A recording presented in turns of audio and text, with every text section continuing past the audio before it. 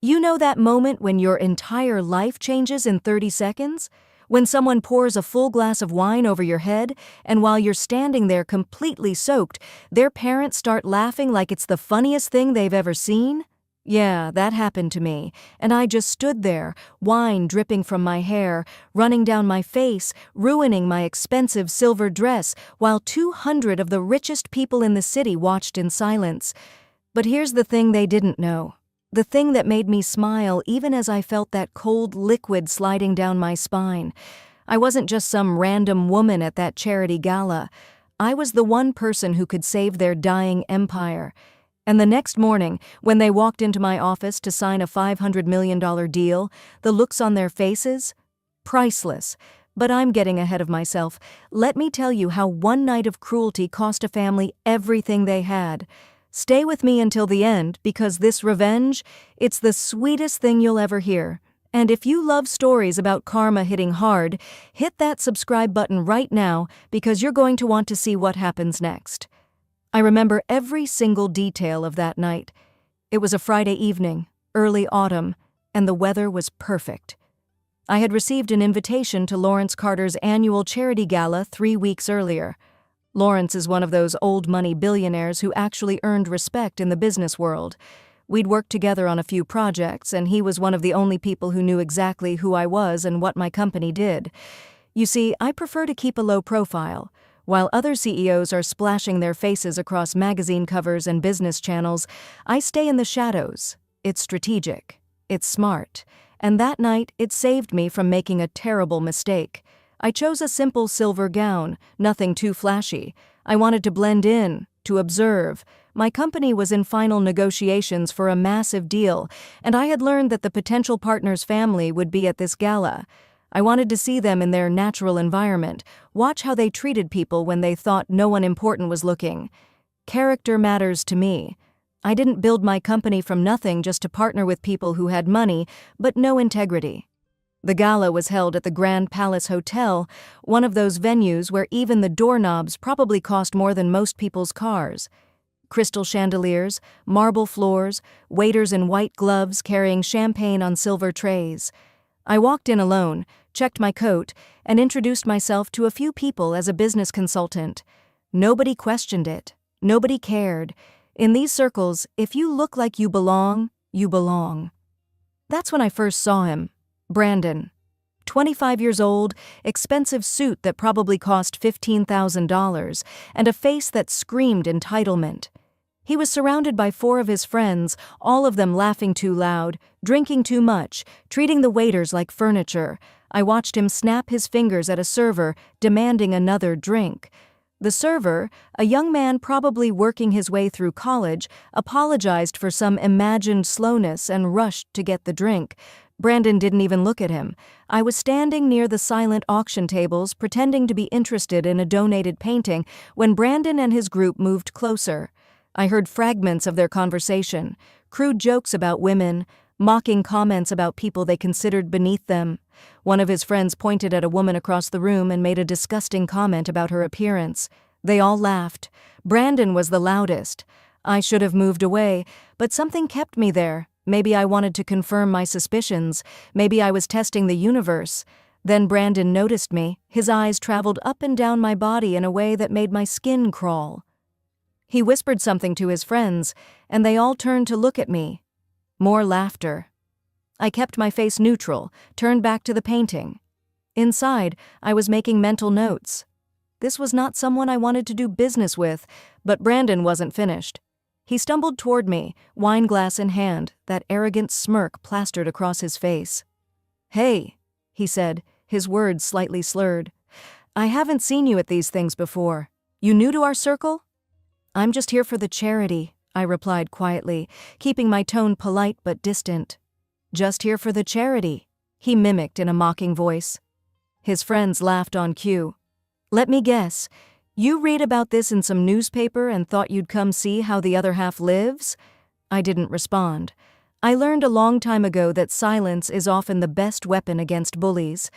I simply turned to walk away. That's when he grabbed my arm. Not hard enough to hurt, but firm enough to stop me. "Hey, I'm talking to you. It's rude to walk away when someone's talking to you. I looked down at his hand on my arm, then back up at his face. Please remove your hand, I said calmly. For a moment, something flickered in his eyes. Maybe he saw something there that warned him. But then his friends started making mocking sounds, calling him soft, and his pride kicked in. Instead of letting go, he tightened his grip slightly. You know what your problem is? He said, leaning closer. I could smell the wine on his breath. People like you come to these events and forget your place. You think putting on a nice dress makes you one of us? That's when I saw them. His parents, Gregory and Patricia. They had been watching from a few feet away, and instead of intervening, instead of being horrified by their son's behavior, they were smiling. Actually smiling. Patricia leaned over to Gregory and whispered something.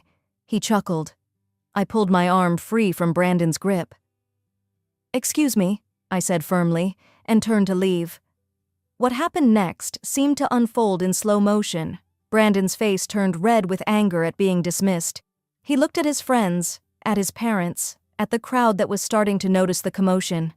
And then, in a move that I think surprised even him, he lifted his full glass of wine and poured the entire thing over my head. The cold liquid hit my scalp first, then cascaded down my face, my neck, my chest. It soaked into my hair, ran into my eyes, dripped off my chin. My beautiful silver dress turned dark and heavy with the wine. I felt it seeping through the fabric, cold against my skin. I stood absolutely frozen, my eyes closed, my hands at my sides. The ballroom went silent. 200 conversations stopped mid-sentence. Even the orchestra seemed to pause, and then I heard it. Laughter. Loud, uncontrolled laughter. I opened my eyes, wine still dripping from my eyelashes, and saw Gregory slapping his knee, his face red with mirth. That's my boy, he shouted across the room. That's my boy, teaching manners. Patricia was bent over, laughing, her hand clutched to her stomach. These people, she gasped between laughs, these people come to our events and act like they belong. Brandon, darling, that was perfect. They high-fived their son. Actually high-fived him. While I stood there, completely humiliated, dress ruined, wine dripping onto the marble floor beneath my feet. I looked around the room. Some people looked shocked, some looked sympathetic. But nobody moved, nobody said anything, because Gregory's family had power, had money, had influence. And in rooms like this, power buys silence, except for one person. Lawrence Carter pushed through the crowd, his face dark with fury. What the hell is wrong with you people? He shouted at Gregory. Do you have any idea who you just humiliated? Gregory was still laughing. Some nobody who snuck into our circle, Lawrence. Relax. It's funny. Funny? Lawrence was shaking with anger. This is Sophia. I held up my hand. One simple gesture. Lawrence stopped mid-sentence and looked at me. I shook my head slightly. His eyes widened with understanding, but he stayed quiet. I stood there for a moment longer, wine dripping from my hair, creating a small puddle on the perfect marble floor. I looked at Brandon, at his proud, smirking face, at Gregory and Patricia, still chuckling, wiping tears of laughter from their eyes, at the crowd of wealthy, powerful people who would do nothing because doing nothing was safer. And I smiled. A small, calm smile that made Lawrence take a step back. No, Lawrence, I said quietly, my voice steady despite the wine running down my spine. Let them enjoy tonight. Tomorrow will be very interesting. I walked out of that ballroom with my head high, leaving a trail of wine drops behind me. I heard the whispers starting as I reached the door. Heard someone ask who I was. Heard Lawrence's angry response to Gregory. But I didn't look back. I sat in my car for 10 minutes before I started driving. I looked at myself in the rearview mirror. My makeup was ruined. My hair was plastered to my head. My dress was destroyed. And I was smiling. You need to understand something about me. My name is Sophia, and I didn't grow up in crystal ballrooms with champagne and caviar. I grew up in a 2-bedroom apartment with my mother, who worked 3 jobs to keep us fed. My father left when I was 3. I don't even remember his face. My mother cleaned houses during the day, worked as a waitress at night, and did laundry for a hotel on weekends. I watched her come home exhausted, her hands red and raw from chemicals, her feet swollen from standing all day. And I watched rich people treat her like she was invisible. When I was 16, I went with her to clean a mansion in the suburbs. The family was hosting a party, but my mother had to finish cleaning the upstairs bathrooms. I helped her. We were carrying cleaning supplies down the back stairs when one of the party guests saw us. A woman in a designer dress and pearls. She looked at us like we were dirt she'd stepped in. "Make sure you use the service entrance," she said coldly. "We don't need the help mixing with the guests." My mother just nodded, said, "Yes, ma'am," and hurried me toward the back door. But I saw her face, saw the humiliation, the hurt, and I made a promise to myself that night. I would never let anyone make me feel that way. I would build something so big, so powerful, that people like that woman would have to respect me. It took me 20 years. 20 years of studying while my mother slept on the couch so I could have the bedroom. 20 years of working multiple jobs, saving every penny, teaching myself coding and business strategy from library books and free online courses. I started my company in my mother's garage with $2,000 and a used laptop, Novatech Solutions. We developed software that revolutionized data security for corporations. Within 5 years, we had contracts with some of the biggest companies in the world. Within 10 years, we were generating billions in revenue. But I stayed quiet. While other tech CEOs became celebrities, I remained in the shadows. I gave interviews rarely. I didn't do photo shoots for business magazines. I kept my personal wealth private. Most people in those fancy ballrooms had never heard of me, and that was exactly how I wanted it, because when people don't know who you are, they show you who they really are. Lawrence Carter was one of the few who knew.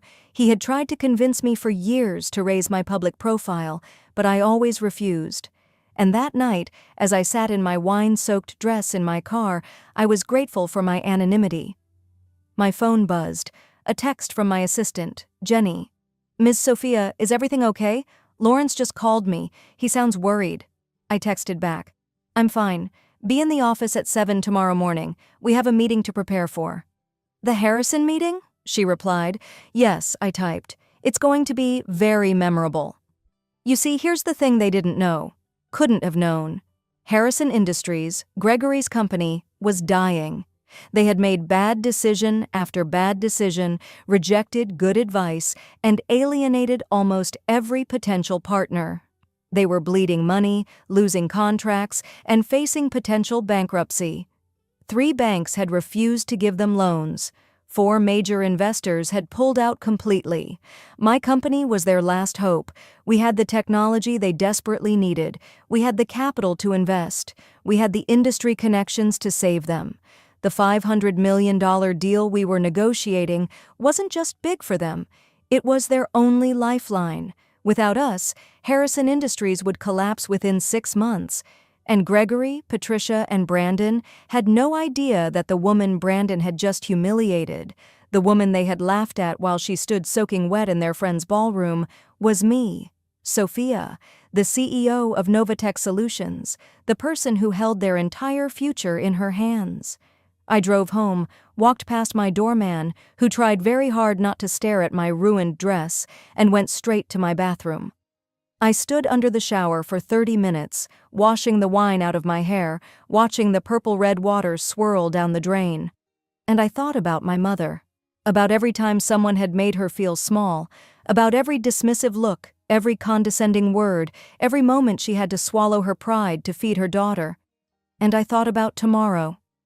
I arrived at my office at 6:30 in the morning. Novatech Solutions headquarters is a 50-story glass building in the financial district. My office is on the top floor, with floor-to-ceiling windows overlooking the entire city. I stood there for a moment, coffee in hand, watching the sunrise paint the buildings gold and orange. Jenny arrived at 7 sharp, as always. She's been with me for 8 years, and she's more than an assistant. She's a friend. The only person besides Lawrence who knows my whole story. "Tell me everything," she said, setting down her bag and her own coffee. I told her. Every detail. The wine, the laughter, the humiliation. When I finished, her face was red with anger. Those absolute, she started, but I held up my hand. It's okay, I said calmly, because in exactly 2 hours they're going to walk through our doors for the final contract signing, and they have no idea. Jenny's anger transformed into something else. A slow smile spread across her face. Oh my God, she whispered. They don't know it's you.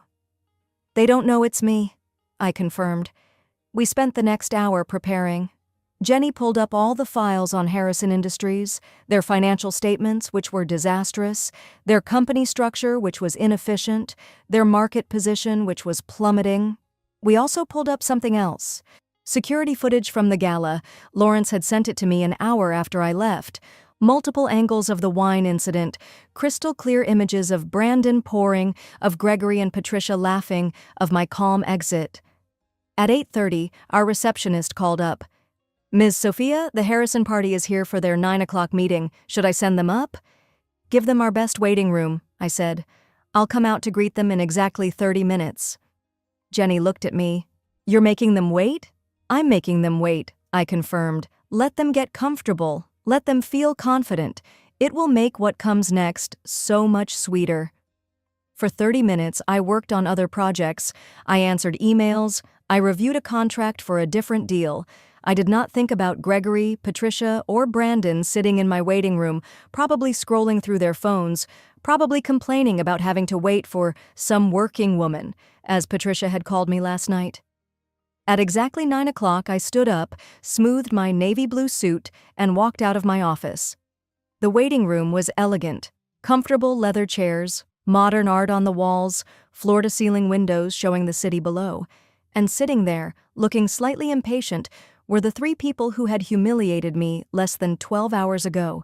I opened the door and stepped inside. The reaction was immediate and absolutely priceless. Patricia's hand flew to her mouth. Gregory's face went completely white. Brandon's phone slipped from his fingers and clattered on the marble floor. For a long moment, nobody moved. Nobody breathed. They just stared at me like I was a ghost. I smiled. The same calm smile I had given them last night. Good morning, I said pleasantly. I'm Sophia, CEO of Novatech Solutions. Please come into my office, we have a lot to discuss. Gregory stood up like he was moving through mud. His mouth opened and closed, but no sound came out. Patricia grabbed his arm, her eyes wide with shock and dawning horror. Brandon was frozen in his chair, his face cycling through confusion, recognition, and then pure panic. Ms. Sophia, Gregory finally managed, his voice cracking, We had no idea. That I was the CEO you were meeting with? I finished for him. Yes, I gathered that. Last night at the gala, lovely event by the way, though I have to say the wine service was a bit aggressive. I touched my hair, which was styled perfectly today, not a strand out of place. Brandon made a choking sound. Please, I said again, gesturing toward my office. We shouldn't discuss business in the waiting room. They followed me like condemned prisoners walking to the gallows. My office is large, deliberately designed to impress and intimidate. My desk is positioned so that when I sit, the morning sun is behind me, making it hard for people across from me to see my expression clearly. I've found this useful in negotiations. I sat down and gestured to the 3 chairs across from my desk. They sat. Gregory and Patricia perched on the edge of their seats like they might need to run. Brandon slumped down, his earlier arrogance completely deflated. So, I said pleasantly, folding my hands on my desk. Shall we discuss the contract? Ms. Sophia, Gregory began, leaning forward desperately, I cannot apologize enough for last night.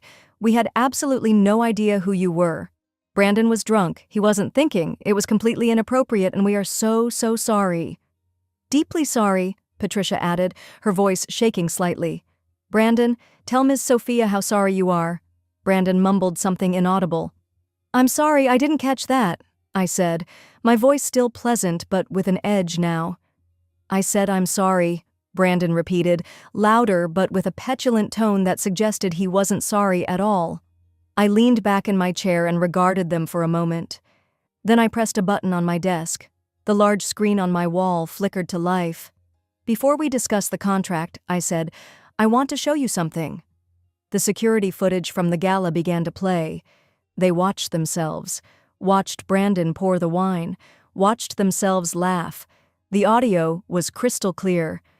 "That's my boy, teaching manners," Gregory's voice boomed from the speakers. "These people come to our events and act like they belong." Patricia's laughter echoed in my office. I let it play twice. Then I turned off the screen. The silence in the room was deafening. "Your company is dying," I said, my pleasant tone gone now, replaced with cold professionalism. I pulled up their financial charts on the screen. 3 banks have rejected your loan applications. 4 major investors have withdrawn their support.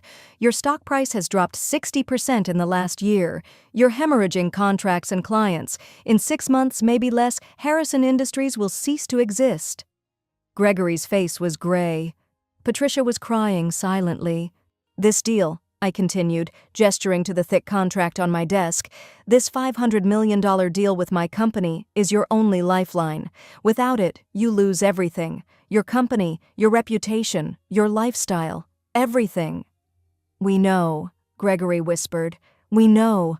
That's why we're here. That's why we're begging you to look past last night. It was a terrible mistake, but please don't let one moment of stupidity destroy—" "One moment?" I interrupted.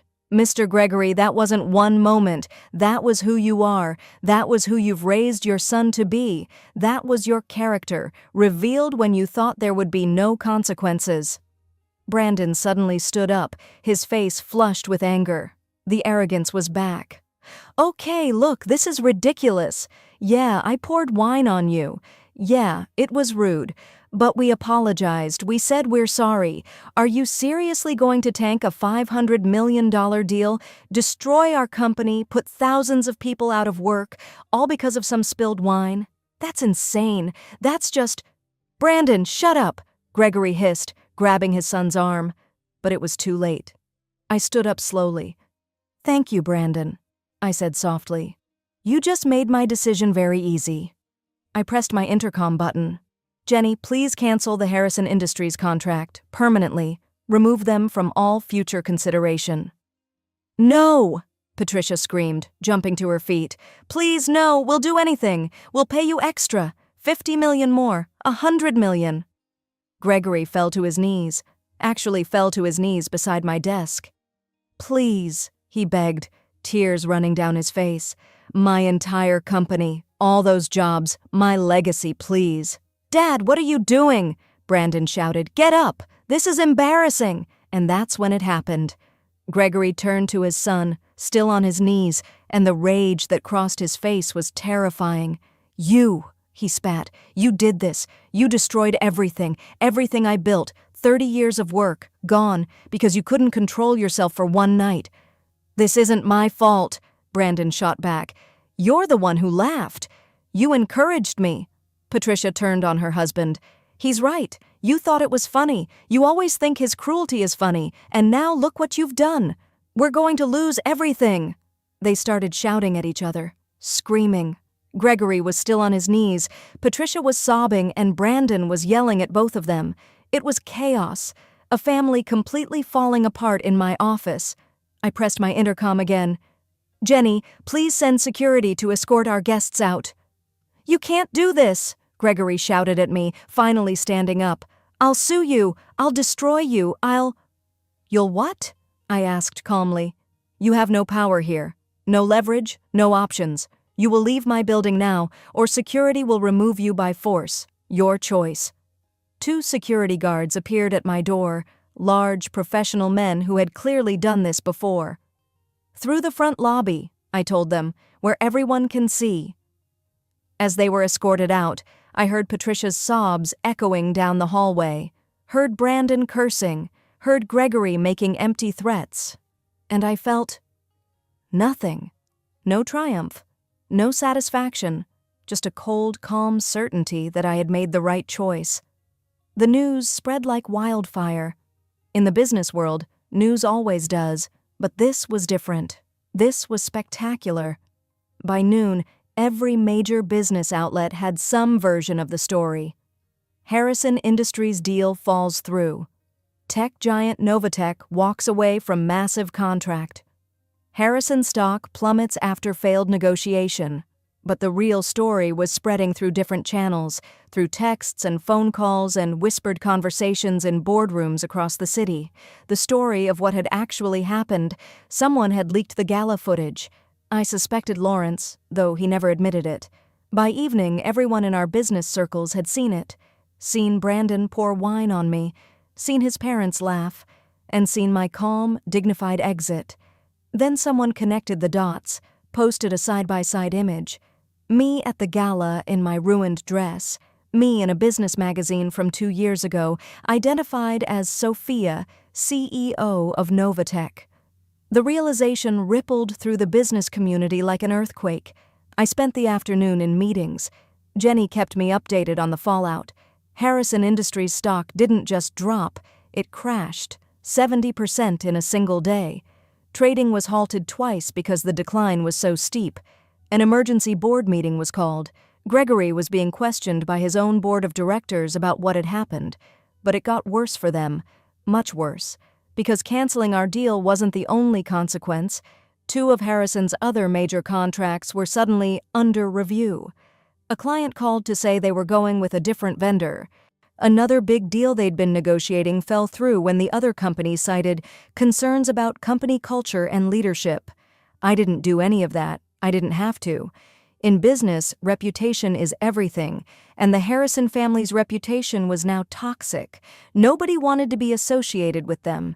Nobody wanted to risk being the next one humiliated if things went wrong. Within a week, Harrison Industries was in free fall. Within 2 weeks, they were desperately seeking buyers, trying to sell off parts of the company to stay afloat.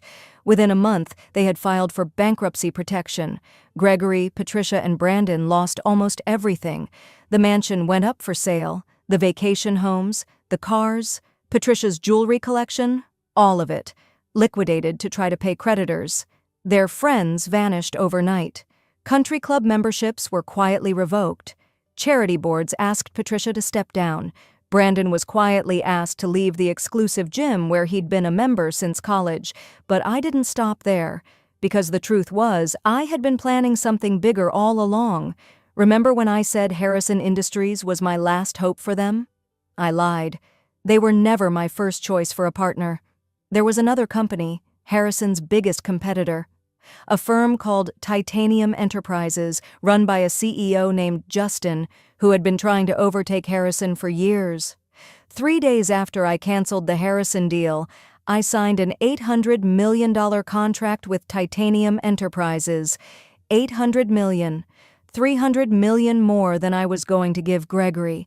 The announcement was strategic. I gave an exclusive interview to the biggest business publication in the country. I told them everything. My background, my mother who cleaned houses, the gala incident, my decision to cancel the deal, and my reasons. I built my company on the principle that respect and character matter, I said in the interview, that how you treat people, especially people you think have no power over you, reveals who you really are. I can't, in good conscience, partner with people who view humiliation as entertainment, who think wealth gives them the right to degrade others. The interview went viral, not just in business circles, everywhere. People shared it on social media. Morning talk shows discussed it. It became a cultural moment. Dozens of other CEOs and business leaders came forward with their own stories of being humiliated or discriminated against before they became successful. A movement started, of sorts. Companies began implementing character clauses in their contracts. Harvard Business School created a case study about my decision. And me? My company's value tripled. I got offers for partnerships from companies I'd only dreamed of working with. I was invited to speak at conferences, to sit on boards, to mentor the next generation of entrepreneurs. I started a foundation, used some of my wealth to create scholarships for kids from backgrounds like mine, kids whose parents worked 3 jobs, kids who were told they didn't belong. I named it after my mother. 3 months after the gala, I was working late in my office when Jenny buzzed me. "Ms. Sophia, there's someone here to see you. He doesn't have an appointment, but he says it's important. It's Brandon Harrison." I was quiet for a moment. "Where is he?" "In the lobby. Security has him waiting there. Should I have them remove him?" "No," I said, "but tell security to stay close. I'll come down." I took the elevator to the ground floor. Through the glass walls of the lobby, I could see him. He looked different, thinner, older somehow, though it had only been 3 months. His expensive suit was gone, replaced by a cheap jacket and jeans. His hair wasn't perfectly styled. He looked ordinary, human. When he saw me, he stood up quickly. Security tensed, but I held up a hand. "Ms. Sophia," he said. His voice was different too, quieter, no arrogance. Can I have just 5 minutes, please?" I studied him for a moment, then nodded. 5 minutes. We sat in the lobby, far from the elevators, where other late-night workers occasionally passed by. Brandon twisted his hands together nervously. "I wanted to apologize," he said finally. "Really apologize. Not like before, when I was just trying to save the deal. I wanted to tell you that you were right, about everything." I didn't say anything, just waited. "My dad lost the company," he continued. "We lost the house. My mom had to get a job for the first time in her life. She works at a boutique now. My dad does consulting, makes a fraction of what he used to. And me? I work at a restaurant, washing dishes." He laughed bitterly. "It's actually kind of perfect, right? I spent my whole life treating service workers like dirt, and now I am one. And you know what I learned? It's hard. It's really hard. The guy who trained me, the head dishwasher, he works 2 jobs to support his family. He's up at 5 every morning, works until midnight, goes home and helps his wife with their kids, then does it all again the next day. And he's happy. He's genuinely happy. He treats people with respect, works hard, never complains." Brandon looked up at me. "He's a better man than I ever was. And I had every advantage, every opportunity, and I wasted it all by being a terrible person." "Why are you telling me this?" I asked. "Because I wanted you to know that what you did, it didn't just destroy my family's company, it destroyed who I was, the person I thought I was. And that was a good thing. I was a monster.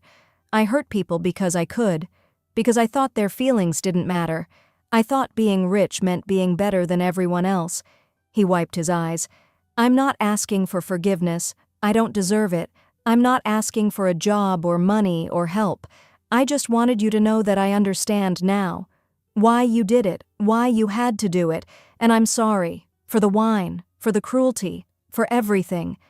I sat quietly for a moment, watching him, watching this broken, humbled version of the arrogant boy who had humiliated me. "Thank you for coming here," I said finally. "That took courage." "Will you ever forgive me?" he asked, his voice barely a whisper. I thought about my mother, about every person who had ever been made to feel small by someone like Brandon, about the server he had snapped at, the people he had mocked, the lives he had probably damaged without even noticing. "I already have," I said. "The moment I canceled that deal, I let go of my anger. Forgiveness isn't something I'm holding back from you. It's something I gave myself. But forgiveness doesn't mean forgetting. It doesn't mean there are no consequences. You're living those consequences now, and that's how it should be." He nodded slowly. "Thank you for seeing me." He stood up and walked toward the door. Then he turned back. "For what it's worth," he said, "you're the most powerful person I've ever met, and it has nothing to do with your money." Then he was gone, disappearing into the night. I stood there for a long time, looking out at the city lights. Jenny found me there 10 minutes later. "Are you okay?" she asked. "Yeah," I said. "I really am." So that's the story. That's how 1 glass of wine poured in cruelty cost a family $500 million and their entire legacy. That's how a moment of humiliation became a lesson in consequences.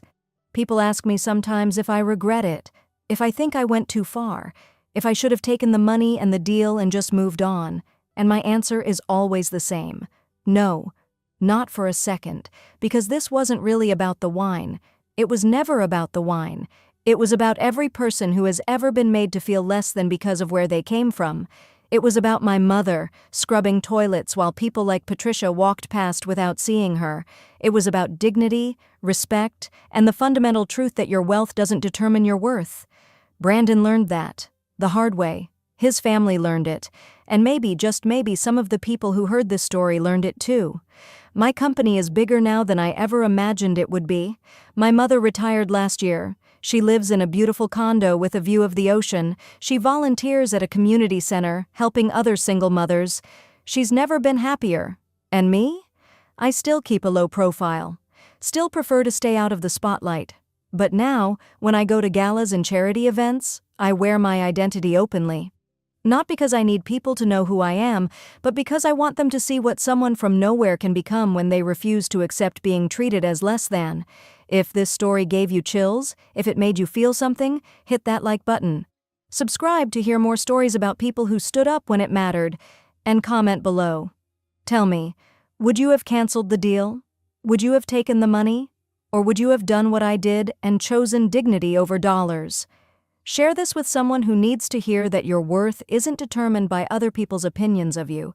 Share it with someone who's been humiliated, who's been made to feel small, who's been told they don't belong.